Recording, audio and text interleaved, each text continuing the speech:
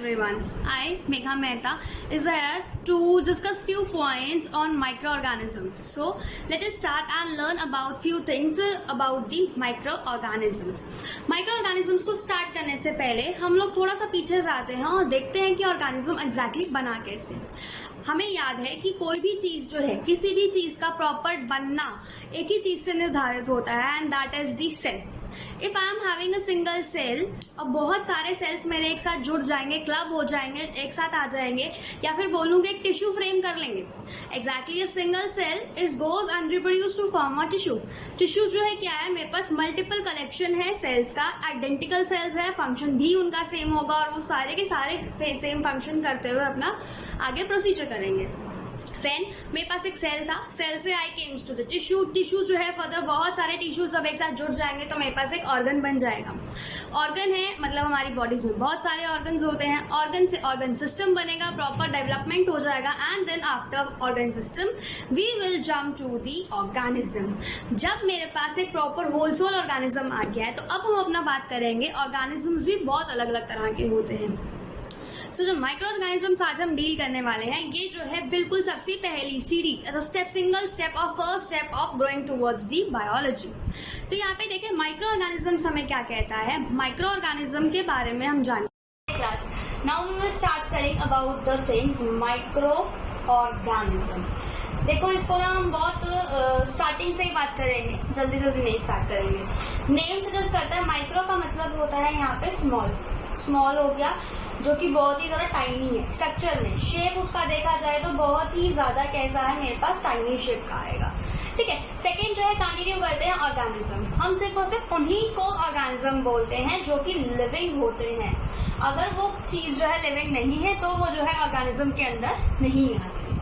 तो bye it's name living organism से हमें समझ में आता है, या माइक्रो ऑर्गेनिज्म से समझ में आता है that these are the organisms जो कि जो है हैविंग स्मॉल और टाइनी शेप। मतलब उनका जो है शेप जो है या साइज जो है उनका टाइनी है। ठीक है। नॉट नेकेड, ये जो है नेकेड भी नहीं है, not naked bye naked eyes. अब ये जो है विजिबल भी नहीं होगा हमारी नेकेड आईज से, हम लोगों को दिखाई भी नहीं देगा।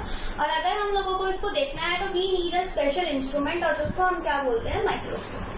माइक्रोस्कोप जो है एक एड की तरह काम करेगा, मतलब एक हेल्पिंग इंस्ट्रूमेंट की तरह काम करेगा जो कि हमें हेल्प करता है, जिसके थ्रू हम जो है किसी भी ऐसे ऑर्गेनिजम्स को देख सकते हैं जो कि हमें नॉर्मल लाइट्स के थ्रू नहीं दिखाई देते। अब आप लोगों ने ना वो टीवी में एड्स देखी होंगी, लाइजॉल वाली हो गई या लाइफ बॉय वाली हो गई, डेटॉल वाली हो गई। उसमें मैग्नीफाइंग ग्लास यूज करते हैं और उस मैग्नीफाइंग ग्लास को यूज करने के बाद बताते हैं कि भाई इसमें इतने अमाउंट में जो है बैक्टीरिया है, इतने अमाउंट में जो है ऑर्गेनिजम्स है। तो वो सारे ऑर्गेनिजम्स जो है माइक्रो ऑर्गेनिज्म है। अभी हमारे हाथों में भी बहुत सारे ऑर्गेनिजम्स है बट हमें दिखाई नहीं दे रहे, हर जगह पे होते हैं तो यहाँ पे उसने बोला कि माइक्रो ऑर्गेनिजम्स की डेफिनेशन पे आते हैं। अब डेफिनेशन के बाद जो है नेक्स्ट टॉपिक मेरे पास स्टार्ट होता है हैबिटेट। हैबिटेट मीन्स वो कहाँ पे रह रहे हैं या कहाँ पे वो रहेंगे, उसका बोलेंगे हम normal habitat. Now coming to the point, micro organisms can be live anywhere. ये कहीं भी रह सकते हैं, इनको रहने के लिए कोई जगह नहीं चाहिए, कोई स्पेशली जो है स्पेस या कुछ नहीं चाहिए। अब ये जो है आइस में भी रह सकते हैं, ये हॉट रीजन्स में भी रह सकते हैं, गर्मियों में भी रह सकते हैं, सर्दियों में भी रह सकते हैं, इवन 0 डिग्री सेल्सियस में भी ये लोग सर्वाइव कर जाते हैं।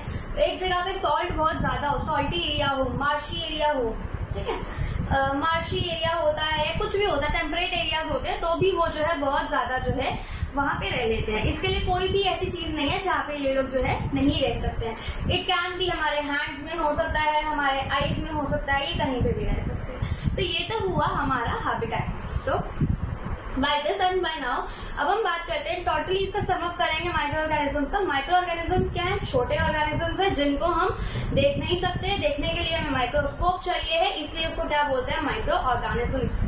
हैबिटेट क्या है, कहीं भी रह सकते हैं, होटल एरिया में भी रह सकते हैं, ठंडी जगहों पे भी रह सकते हैं, मॉइस्चर में भी रह सकते हैं, घुटन में भी रह सकते हैं, कहीं पे भी रह सकते हैं। ठीक है। सो नेक्स्ट जो है हम स्टार्ट करते हैं कि नेक्स्ट जो उसने सिंपली बोला कि नेक्स्ट क्या है, हमारे पास जो माइक्रो ऑर्गेनिज्म के जो है फर्दर टाइप्स होते हैं। टाइप्स के बारे में बात करते हैं, बहुत सारे टाइप्स होते हैं। ठीक है। तो टाइप्स बेसिकली हमारे पास देखा जाए तो 5 तरह के माइक्रो ऑर्गेनिजम्स है। टोटल कितने तरह के हैं, 5 तरह के। ये 5 तरह में सबसे पहले मेरे पास आता है bacteria. So now starting with bacteria, बिल्कुल कंसाइज होगा ये, इसमें ज्यादा डिटेलिंग नहीं होंगी। बैक्टीरिया है, बैक्टीरिया सबको पता है, बैक्टीरिया का मतलब वो कीटाणु, हम हिंदी में बोलते हैं कीटाणु है या कोई ऐसी चीज है जो हमारे लिए हार्मफुल हो जाती है तो उसको हम बोलते हैं bacteria. Yes, it is harmful for us, हमारे लिए जो है हार्मफुल होता है, अच्छा नहीं होता है। हमारे हाथों में बैक्टीरिया होता है, हम जिसके ऊपर बैठते हैं, जो खाना खाते हैं, हर जगह कहीं ना कहीं बैक्टीरिया बहुत इजीली प्रेजेंट है।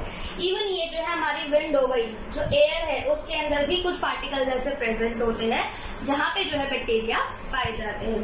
अब एग्जाम्पल के फॉर्म में देखते हैं। फॉर एग्जाम्पल कर्ड जो है बनती है मिल्क से बनाई जाती है, ठीक है।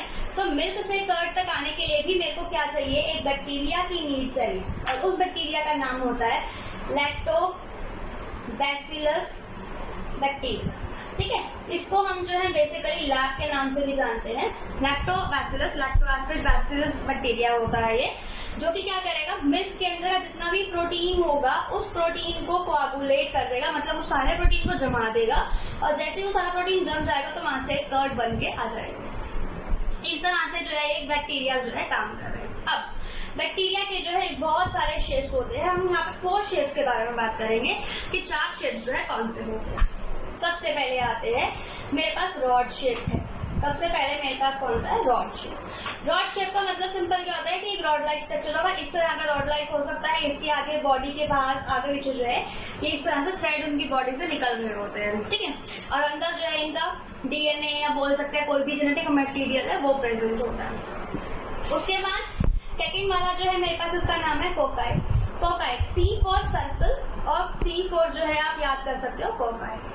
बहुत सारे मेरे पास सर्कल शेप में होते हैं तो वो सब क्या होते हैं, कोकाई हो जाते हैं। स्ट्रेप्टोकोकस जो न्यूमोनिया कॉज करता है हम लोगों को, जो हमें येलो फीवर या न्यूमोनिया कॉज करता है, तो वो बेसिकली इन सारे बैक्टीरिया की वजह से होते हैं। जैसे जैसे बैक्टीरिया हमारी बॉडी में एंटर करेगा वैसे वैसे ये जो है हम लोगों को हार्म कर सकता है। देन आते हैं तीसरे पार्ट पे आते हैं। तीसरा कहता है हमें स्पाइरलम। स्पाइरलम जो है, स्पाइरलम से ही समझ में आ रहा है, एक स्पाइरल के फॉर्म में होगा, ठीक है। ये स्पाइरल हो सकता है, इस तरह का स्पाइरल भी हम ले सकते हैं जो कि जो है बैक्टीरिया के शेप को डिफाइन करेगा। देन लास्ट मेरे पास जो है होता है वाइब्रो। वाइब्रो आप सबको पता है, कोमा टाइप्स होता है, उसको बोलते हैं वाइब्रो। इस तरह का वाइब्रो स्पिंडल शेप्स के फॉर्म में आएंगे। तो ये सारे जो है मेरे पास बैक्टीरिया है। सो मेरे पास देखा जाए तो अभी हमने जो है क्या बात करी कि हमारे पास बैक्टीरिया के जो है, हाँ इस पेज पे आते हैं। बैक्टीरिया हमने स्टार्ट किया था, हार्मफुल होते हैं, कहीं पे प्रेजेंट हो सकते हैं। देन 4 शेप्स होती हैं। सबसे पहले रॉड शेप आ गया, देन दूसरा कोकाई है, तीसरा जो है स्पाइरलम है, एंड फोर्थ मेरे पास कौन सा है, वाइब्रो है।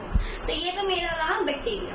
बैक्टीरिया के बाद जो है और भी जो है मेरे पास ये हुआ पहला kind of micro organisms. Micro organisms का पहला कैटेगरी पे बात करी थी। अब हम second category of micro organisms के बारे में बात करेंगे, और वो कैटेगरी जो है मेरे पास आती है प्रोटोजोन्स। उन्हें हम क्या बोलते हैं, प्रोटोजोन्स बोलते हैं, ठीक है। प्रोटोजोन का बॉडी का स्ट्रक्चर बना देती हूँ। स्ट्रक्चर के बाद आपको समझ में आ जाएगा कि प्रोटोजोन कैसा दिखाई देता है। देखो ये जो है ना, एक इस तरह का स्ट्रक्चर होता है, देखा जाए तो मेरे पास ये एक फ्लैटेंड स्ट्रक्चर होता है, बिल्कुल फ्लैट एरिया प्रेजेंट होता है, ठीक है। फ्लैटेंड स्ट्रक्चर है, इनकी बॉडी में बहुत सारे जो है सीलियाज होते हैं। जो मैं बना रही हूँ इस टाइम पे, ये सीलियाज है। सीलियाज को बोलते हैं हेयर लाइक, इनकी बॉडी से बाहर प्रोटेक्शंस निकल रही होती हैं जो कि जो इनको पानी में हेल्प करते हैं। अब बेसिकली ये जो है वाटर एरिया पे रहते हैं ज्यादातर, सारे के सारे कौन से, एक्वाटिक एरिया पे। कहीं पे अगर पानी इकट्ठा हो गया, पॉन्ड का पानी है, किसी गड्ढे में पानी इकट्ठा हो गया, तो वहां पे जो है प्रोटोजोन बहुत इजीली जो है सर्वाइव कर सकते हैं। अभी आपने कहीं देखा हो ना, जो मेरे पास मॉस्किटो के जो एग्स होते हैं, जो मॉस्किटो के एग होते हैं वो भी कहाँ होते हैं, वाटर के अंदर होते हैं। मतलब क्या उसके अंदर प्रोटोजोन हो सकता है, यस, वो वहाँ पे जो है ये सारे जो है प्रोटोजोन की कैटेगरी में आते हैं। और जो मॉस्किटो का वो होता है उसको हम बोलते हैं प्लाज्मोडियम, उसे हम बोलेंगे प्लाज्मोडियम, ठीक है। देन उसके बाद उसने बोला कि ये है, अगर इसके अंदर जो इसकी बॉडी के अंदर होगा न्यूक्लियस होगा। न्यूक्लियस बेसिकली जो है इनकी बॉडी के अंदर का डीएनए मटेरियल, डीएनए बोल लो या जेनेटिक मटेरियल बोल लो, वो जो है कंटेन करेगा। तो ये था मेरे पास 2 कैटेगरीज के बारे में आज हमने बात करी है, बैक्टीरिया देन उसने बोला कि मेरे पास जो है माइक्रो ऑर्गेनिजम्स है। माइक्रो ऑर्गेनिजम्स के हमने 2 काइंड्स के बारे में बात करी है आज। पहला काइंड था मेरे पास बैक्टीरिया और दूसरा मेरे पास था प्रोटोजोआ। अब बैक्टीरिया प्रोटोजोआ में डिफरेंशिएशन देखेंगे। देखो यहाँ पे इसे 4 शेप्स होती हैं, इसके पास भी शेप्स होती है पर ऐसी नहीं होती। ये पानी में भी रह सकता है और ये कहीं भी रह सकता है, पर ये सिर्फ और सिर्फ मोस्टली मेरे पास वाटर के अंदर मुझे पाया जाएगा। तो छोटी छोटी चीजें हैं जिसके बाद जो है हम लोगों को पता चलेगा एग्जैक्टली कौन सी चीज कैसे जो है ऑर्गेनाइज कर रही है। माइक्रो ऑर्गेनिजम्स के बारे में बात करेंगे। 2 माइक्रो ऑर्गेनिज्म जो और होते हैं, उसमें एक तो मेरे पास हो जाएगा एल्गे हो जाएगा एंड देन दूसरा होता है मेरे पास फंगी होता है। ठीक है, तो एल्गे और फंगी को कंटिन्यू करेंगे नेक्स्ट क्लास के अंदर। Thank you.